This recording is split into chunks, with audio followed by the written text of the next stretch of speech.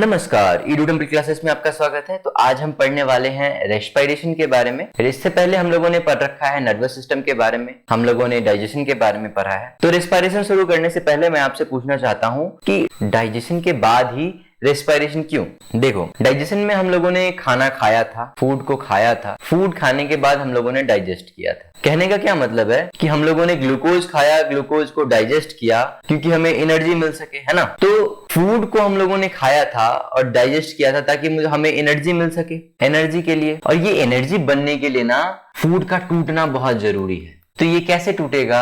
इसको तोड़ने के लिए हमें O2 का जरूरत लगेगा। और O2 कहां से आएगा? रेस्पिरेशन से। रेस्पिरेशन के भी टाइप्स होते हैं, इसको हम 3 भाग में क्लासिफाई करेंगे, एरोबिक, एनारोबिक और फिर एक और एनारोबिक। मैं समझाऊंगा कि ये 2 बार एनारोबिक मैंने क्यों लिखा है, मैं बताऊंगा आपको। सबसे पहले देखिए, हम लोगों ने क्या किया था, ये रहा हमारा माइटोकॉन्ड्रिया, ठीक है।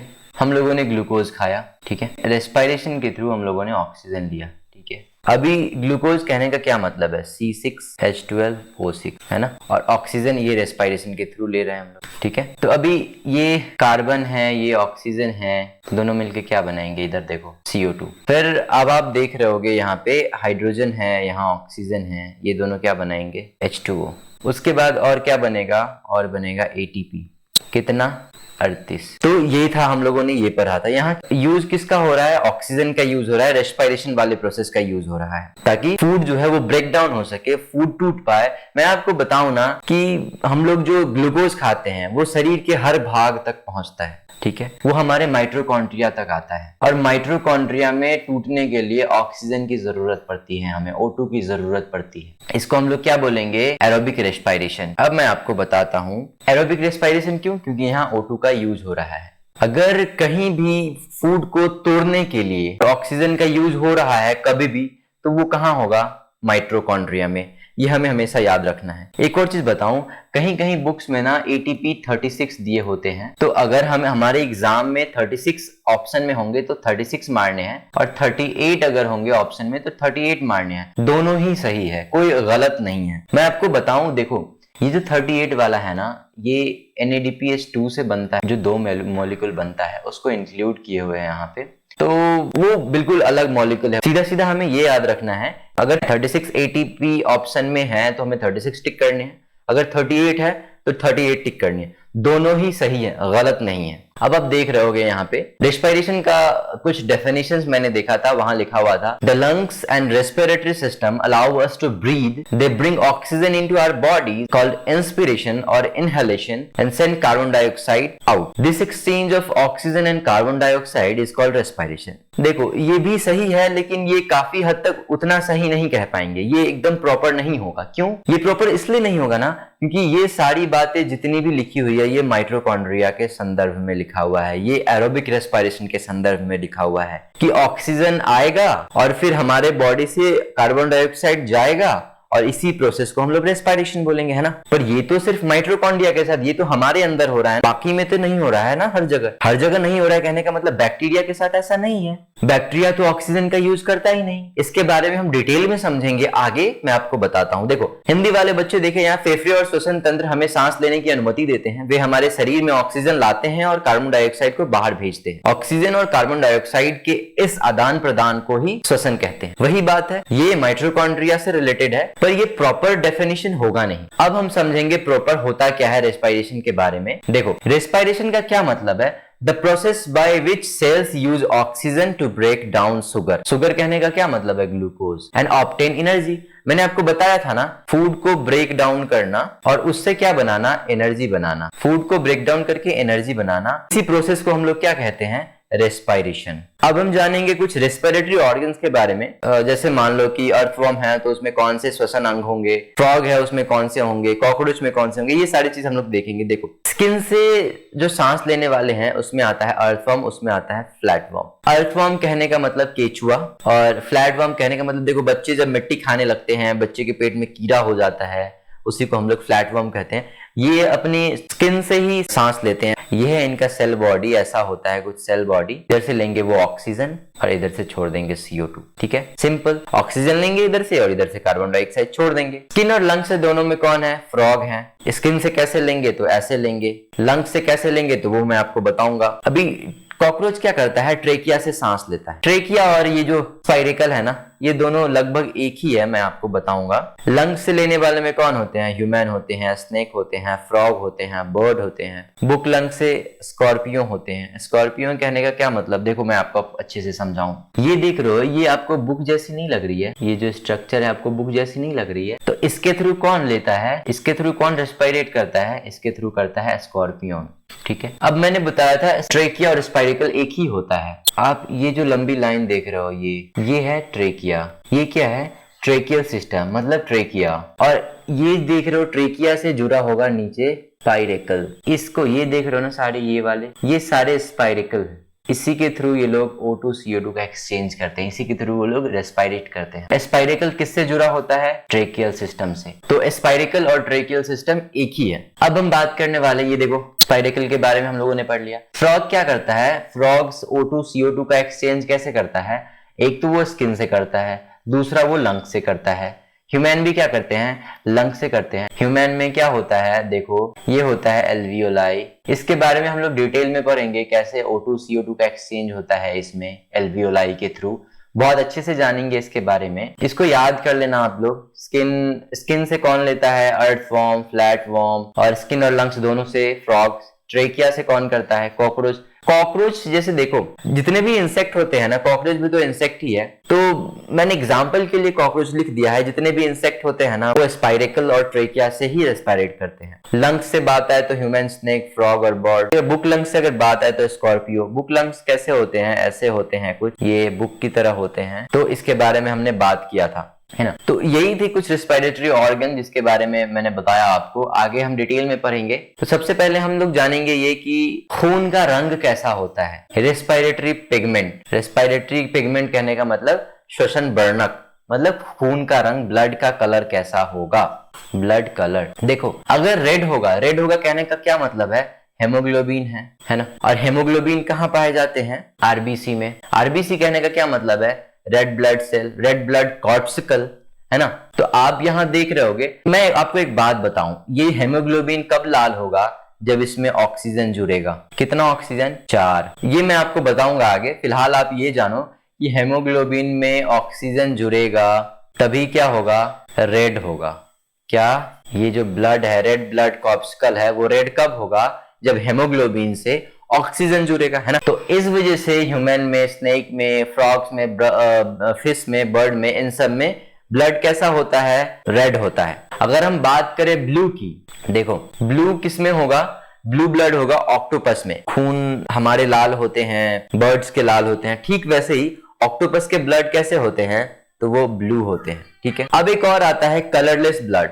ये देखो, सबसे पहले मैं आपको बताऊं, रेस्पिरेटरी पिगमेंट को हम 3 भाग में क्लासिफाई कर सकते हैं।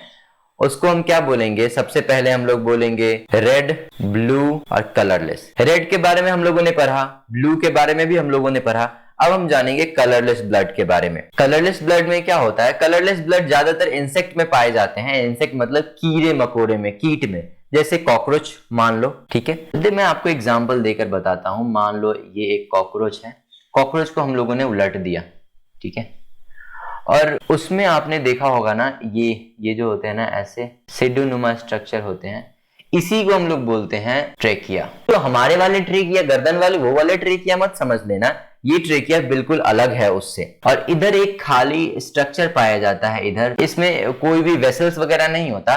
ब्लड जो होते हैं ना, वो ऐसे ही फ्लो करते रहते हैं, इधर से उधर, उधर से इधर, इधर से उधर, ऐसे ही फ्लो करते रहते हैं। और इसको हम लोग क्या बोलते हैं, हेमोसील कहा जाता है। इसको क्या बोला जाता है, इसको बोला जाता है हेमोसील। कलरलेस ब्लड है ना, जिसको हम लोगों ने, जैसे रेड ब्लड था हमारे अंदर तो हम लोगों ने हेमोग्लोबिन कहा था, वैसे ही कलरलेस ब्लड को क्या बोला जाएगा, हेमोलिम्फ। क्या बोला जाएगा, हेमोलिम्फ। यहां देखो क्या लिखा हुआ है, the blood of the insect is known as haemolymph and it is colorless because hemoglobin is not present in blood, है ना। hemoglobin is not present in its blood. The circulatory system of insects is of open type. मैंने बताया था ना, ये जो circulatory system है ये ओपन टाइप होता है, डायरेक्ट टिश्यूज में ट्रांसफर कर देता है। यहां से क्या करेगा, डायरेक्ट टिश्यूज में ट्रांसफर कर देगा ब्लड को, कोई वेन्स नहीं होता। देखो it has no veins and arteries. The oxygen is directly transferred into tissues through the tracheoles. तो जो ऑक्सीजन होंगे ना, वो डायरेक्ट ट्रांसफर हो जाएंगे टिश्यूज में ट्रेक्यूल्स के थ्रू, है ना। तो इसलिए मैंने कहा था, एग्जाम्पल लिया था यहाँ पे कॉकरोच का। कॉकरोच में क्या पाया जाता है? ट्रेकिया, खाली जगह पाया जाता है, उसको हम लोग कहते हैं हेमोसील कहते हैं। और जो ब्लड होता है, कलरलेस ब्लड इंसेक्ट में पाया जाता है, उसको हम लोग क्या कहते हैं? उसको हम लोग हेमोलिम्फ कहते हैं। अब बढ़ते हैं आगे। अब हम कुछ पॉइंट के बारे में आपको बताएंगे। जैसे देखो, ऑक्सी हेमोग्लोबिन, हमारा जो हेमोग्लोबिन है ना, वो कितने ऑक्सीजन को लेकर जाएगा? तो वो 4 ऑक्सीजन को लेकर जाएगा। कितने ऑक्सीजन को लेकर जाएगा? 4। ये देखो, और 4 ऑक्सीजन को जब लेकर जाएगा, देखो हेमोग्लोबिन 4 ऑक्सीजन को लेकर जाएगा, तो उसको हम लोग क्या बोलेंगे? Oxy haemoglobin. ऑक्सी हेमोग्लोबिन, ठीक है। और सबसे बड़ी बात ये कि हेमोग्लोबिन जो है ना, वो कभी कार्बन डाइऑक्साइड के साथ रिएक्ट करेगा ही नहीं, कभी भी कार्बन डाइऑक्साइड के साथ रिएक्ट नहीं करेगा। जैसे मैं आपको बताऊं, ये देखो, ये हम लोगों ने बनाया लंग्स, ठीक है, यहाँ है हमारा हार्ट। तो जब हम लोग ऑक्सीजन लेते हैं ना, देखो मैं आपको बताऊं अच्छे से, जब हम लोग ऑक्सीजन लेते हैं, ऑक्सीजन यहाँ आया, O2 आया हमारे ब्लड में, कितने? 4। तो ये जो O2 आया ना हमारे हार्ट से, वो क्या करेगा, कैसे ट्रेवल करेगा हमारे बॉडी में? यहाँ पे ना ऐसे हेमोग्लोबिन, ऐसे हेमोग्लोबिन घूमते रहते हैं, घूमते रहते हैं। ऑक्सीजन आएगा इधर से, और ऑक्सीजन किसके साथ जाएगा? आरबीसी, रेड ब्लड के साथ, यानी हेमोग्लोबिन के साथ ये जुड़ जाएगा इधर Hb+O2, ठीक है। और ये क्या करेगा? इधर जाते रहेगा, जाते रहेगा, यहाँ से वो रिलीज हो जाएगा। रिलीज हो जाने के बाद ये जो ऑक्सीजन है वो कहाँ चला जाएगा? माइटोकॉन्ड्रिया में। वो कहाँ चला जाएगा? ये रहा माइटोकॉन्ड्रिया में। माइटोकॉन्ड्रिया में जाने के बाद देखो, इधर से O2 आ रहा है, इधर से ग्लूकोज हम लोगों ने खाया। अभी ग्लूकोज खाया तो ग्लूकोज में क्या है? कार्बन। कार्बन और ऑक्सीजन मिलकर क्या बनाएगा? CO2। ग्लूकोज में क्या है? हाइड्रोजन और ऑक्सीजन मिलकर क्या बनाएगा? H2O। और क्या बनाएगा? ATP। ATP कितना बनाएगा? 38। यहाँ से अब CO2 रिलीज किया। अब ये CO2 कैसे जाएगा? ये फिर से हेमोग्लोबिन के साथ नहीं जाएगा, ये फिर से आरबीसी के साथ नहीं जाएगा। ये क्या करेगा? ब्लड में हमारे प्लाज्मा भी होता है, तो प्लाज्मा के थ्रू वो यहाँ इसके बगल से, देखो मैं आपको बताऊं, इसके बगल से प्लाज्मा के थ्रू, आरबीसी के बगल से, हेमोग्लोबिन के बगल से प्लाज्मा के थ्रू बॉडी से बाहर निकल जाएगा, हमारे हार्ट तक जाएगा और बॉडी से बाहर निकल जाएगा। इसको हम लोग पढ़ेंगे जब हम लोग ह्यूमन लंग्स के बारे में पढ़ेंगे। हम लोग टोटली जब एकदम से पढ़ेंगे ना कि ह्यूमन में रेस्पिरेशन कैसे होता है, एकदम डिटेल में पढ़ेंगे इस चीज को, कैसे होता है, नहीं होता है, आप अच्छे से समझ पाओगे। इस बारे में बिल्कुल टेंशन नहीं लेना है। लेकिन मैं आपको एक बात बताऊं कि बहुत मेहनत करके आपके लिए वीडियोस लाते हैं, ऐसे ऐसे इंफॉर्मेटिव वीडियोस लाते हैं, तो हमारे वीडियोस को लाइक करें, शेयर करें, सब्सक्राइब करें हमारे चैनल को। तो आगे बढ़ते हैं। अब हम पढ़ेंगे कि कितने टाइप के रेस्पिरेशन होते हैं। रेस्पिरेशन तो ऐसे एरोबिक, एनाएरोबिक आपने सुना होगा, ये 2 होते हैं, लेकिन हम यहाँ 3 भाग में क्लासिफाई करेंगे। क्यों, मैं आपको बताऊंगा। सबसे पहले एरोबिक, फिर आता है एनारोबिक, फिर मैंने एक और बार लिखा एनारोबिक। तो एरोबिक जो होता है वो कहाँ होगा? जब भी एरोबिक कहने का मतलब ऑक्सीजन का यूज हो रहा है, और जब भी ऑक्सीजन का यूज हो रहा है कहने का क्या मतलब है?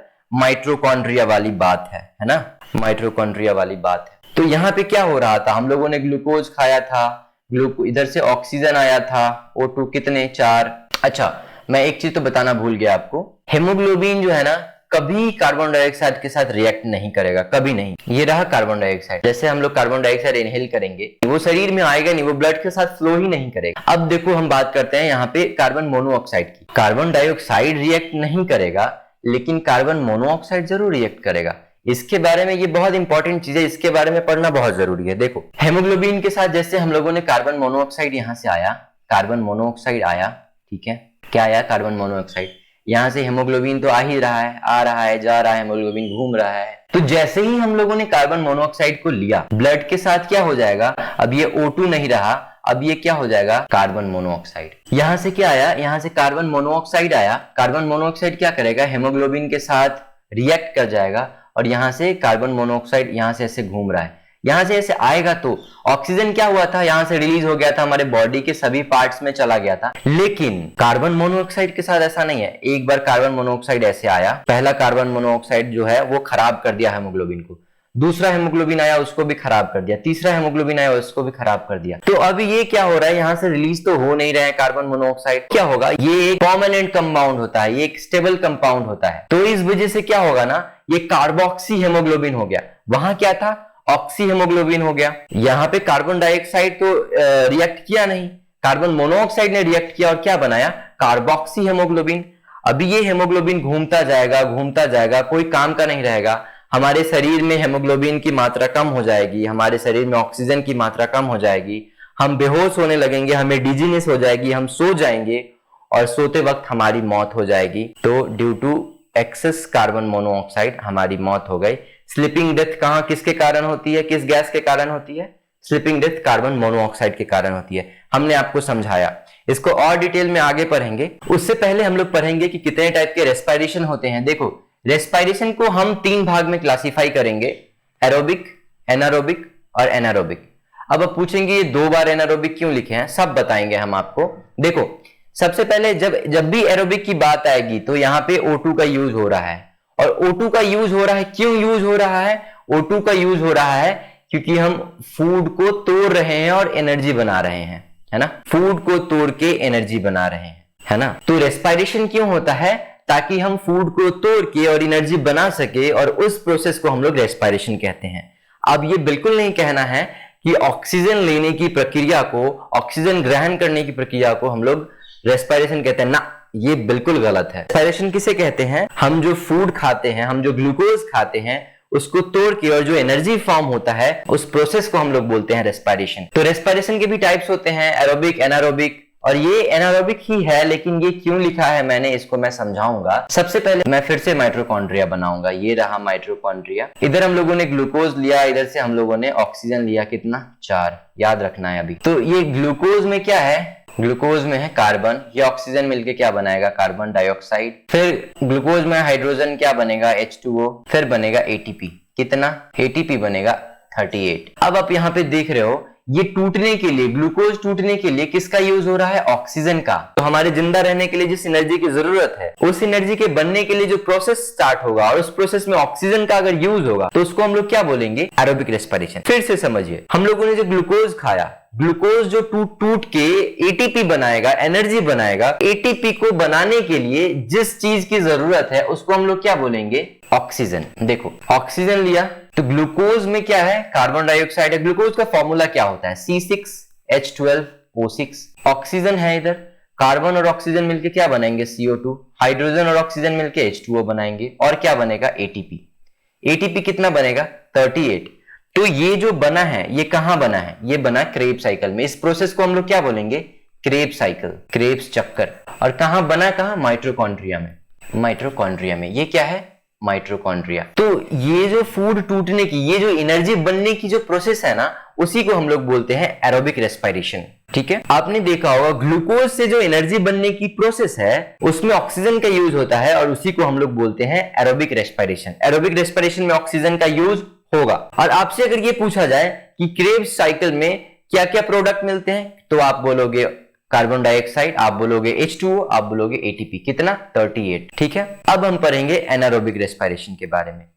एनारोबिक रेस्पिरेशन कहां होता है? बैक्टीरिया में होता है। और एरोबिक रेस्पिरेशन कहां होता है? माइटोकॉन्ड्रिया में। जब भी एरोबिक रेस्पिरेशन की बात आएगी, जब भी ऑक्सीजन रेस्पिरेशन में यूज होगा, तो कहां होगा? वो माइटोकॉन्ड्रिया में ही होगा। एनारोबिक रेस्पिरेशन की बात आती है तो ये बैक्टीरिया में होगा। और बैक्टीरिया कहने का क्या मतलब है? देखो, हम लोगों ने खाना खाया तो हमारे दांत में, जैसे एक एग्जांपल लेकर मैं आपको बताता हूं, हम लोगों ने खाना खाया तो हमारे दांतों में कुछ कण फंस गए, कुछ वो मॉलिक्यूल्स फंस गए, हमारे जो फूड के कुछ मॉलिक्यूल्स फंस गए। तो उसमें क्या करेंगे ना, जैसे ये देखो, ये रहे दांत और इसमें मॉलिक्यूल्स फंस गए छोटे छोटे छोटे छोटे छोटे छोटे। यहां क्या करेगा? बैक्टीरिया उस फूड को खाएगा। बैक्टीरिया उस फूड को खाएगा, लेकिन इसको ना उस फूड को पचाने के लिए, उस फूड को एनर्जी में बनाने के लिए, एनर्जी में ट्रांसफॉर्म करने के लिए ऑक्सीजन की जरूरत नहीं लगेगी। O2 का यूज नहीं होगा वहां पे, इसलिए इसको क्या कहते हैं? Anaerobic respiration. और ये ग्लूकोज टूट कर क्या बनेगा? एथेनॉल। जैसे मान लो किसी बैक्टीरिया ने ग्लूकोज खाया और उस ग्लूकोज से क्या बनाएगा? एथेनॉल बनाएगा, और वो बदबूदार होगा। आप देखते होगे आपके मुंह में कीड़ा लग जाता है, आपके दांतों में कीड़ा लग जाता है, तो एक शराब जैसी बदबू आती है। और वो क्या कर रहा है? वहां पे एनारोबिक रेस्पिरेशन कर रहा है। जिस रेस्पिरेशन में ऑक्सीजन का यूज नहीं होगा, उससे बदबू आएगी। और आपको पता है कि इस ग्लूकोज से एनारोबिक रेस्पिरेशन में बैक्टीरिया जो एनारोबिक रेस्पिरेशन कर रहा है, इसमें जो ग्लूकोज टूट रहा है, इससे जो एनर्जी फॉर्म होगा वो बहुत कम होगा, बहुत कम होगा, लगभग 1-2 एटीपी, 2-3 एटीपी के आसपास होगा। तो ये इतना जरूरी है नहीं। अच्छा, तो अब आप पूछोगे कि आपने दोबारा से क्यों लिखा था एनारोबिक रेस्पिरेशन? तो मैंने दोबारा से एनारोबिक रेस्पिरेशन इसलिए लिखा था, हमारे मसल्स में भी होते हैं ग्लूकोज, और मसल्स को इतना टाइम नहीं होता कि वो ऑक्सीजन के साथ रिएक्ट करे, ऑक्सीजन के साथ उस ग्लूकोज को मिलकर तोड़े, और इसलिए ये भी एनारोबिक रेस्पिरेशन है, क्योंकि यहाँ पे भी ऑक्सीजन का यूज नहीं हो रहा है। तो ये जो ग्लूकोज टूटेगा और एनर्जी फॉर्म करेगा, वो क्या होगा? Lactic acid. वो क्या बनेगा? Lactic acid. आपने देखा होगा मसल्स में कभी कभी हमें पेन महसूस होता है, कभी कभी फैटीग होता है, कभी कभी थकान महसूस होता है हमें, वो किसके कारण होता है? वो लैक्टिक एसिड के कारण होता है, याद रखना है। अब देखो, हमने आपको बताया था कि रेस्पिरेशन क्या होता है। रेस्पिरेशन का मतलब ही है to get energy by breaking food is respiration. मतलब हमने जो खाना खाया और उस फूड को तोड़कर एनर्जी जो हमें मिलता है, उसी प्रोसेस को हम लोग क्या कहते हैं? Respiration. To get energy by breaking food is respiration. भोजन को तोड़कर ऊर्जा प्राप्त करना ही श्वसन कहलाता है। देखो, हम लोगों ने फूड खाया और हम लोगों को एनर्जी मिला, बीच में टूटा, ये फूड टूटा, ब्रेक हुआ। ब्रेक होने में क्या होगा? एक बार ऑक्सीजन का यूज होगा, एक बार ऑक्सीजन का यूज नहीं होगा, फिर एक बार ऑक्सीजन का यूज नहीं होगा। जिसमें ऑक्सीजन का यूज हो रहा है वो होगा एरोबिक, जिसमें ऑक्सीजन का यूज नहीं हो रहा है वो होगा एनारोबिक, और जिसमें ऑक्सीजन का यूज नहीं हो रहा है, एक और बार, ये मैंने लिखा था स्पेशली मसल्स के लिए, मसल्स के लिए, ठीक है। और इसको हम लोग क्या बोलेंगे? Anaerobic respiration, anaerobic respiration. तो ये भी एनारोबिक ही है, ये भी एनारोबिक ही है, लेकिन मैंने इसको अच्छे से क्लासिफाई कर दिया है अलग लिखकर, ताकि आप समझ पाओ कि ये टोटली डिफरेंट है, ये बिल्कुल अलग है, ये वाला एनारोबिक बिल्कुल अलग है। दोनों में O2 का यूज नहीं हो रहा है, लेकिन दोनों बिल्कुल अलग है।